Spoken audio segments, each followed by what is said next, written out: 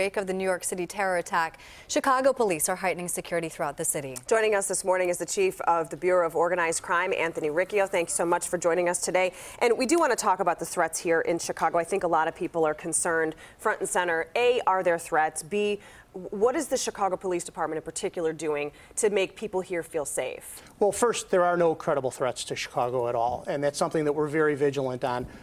We never let our guard down when it comes to terrorism.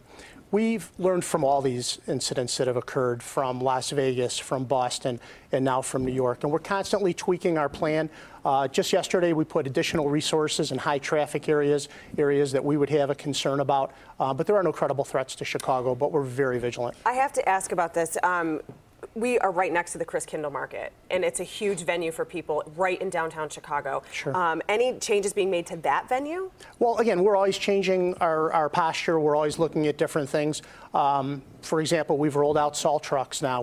For the marathon, we had a real high profile. We've put a lot of undercover officers, and we're going to do that again. We've put a lot of undercover officers at all these events, and we're certainly aware of the market, and we're going to have a lot of resources out there as well. And we appreciate your presence at all those places. Our security consultant, though, Russ Rice, has said, attacks on soft targets like these, it's inevitable. What's your advice to families? Before I'm going out trick-or-treating with my husband last night on a busy street, I'm saying, okay, let's not meet back at the car if there's an attack. Let's meet at home. Wow. You get Elliot, I'll get Maya. Sure, and that's a great thing. Families should have their own plan as well. But I think the key takeaway from this is live your life. Do what you normally do.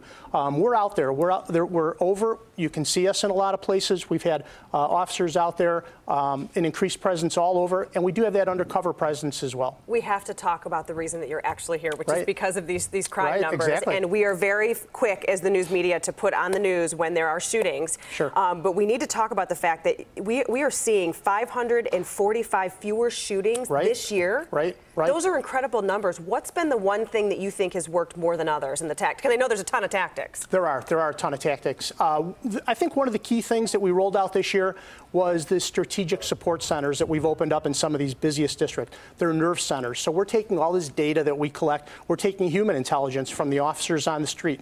And it's all coming together in these rooms. And we're coming up with a plan based on it. So we're predictive, actually. We're going to places that we anticipate are going to have problems. So all this data, all this human intelligence that we get is really starting to pay off by being very focused. And what about the ShotSpotter technology? ShotSpotter's been wonderful. It alerts us before someone even calls 911 that there's gunshots in a certain area.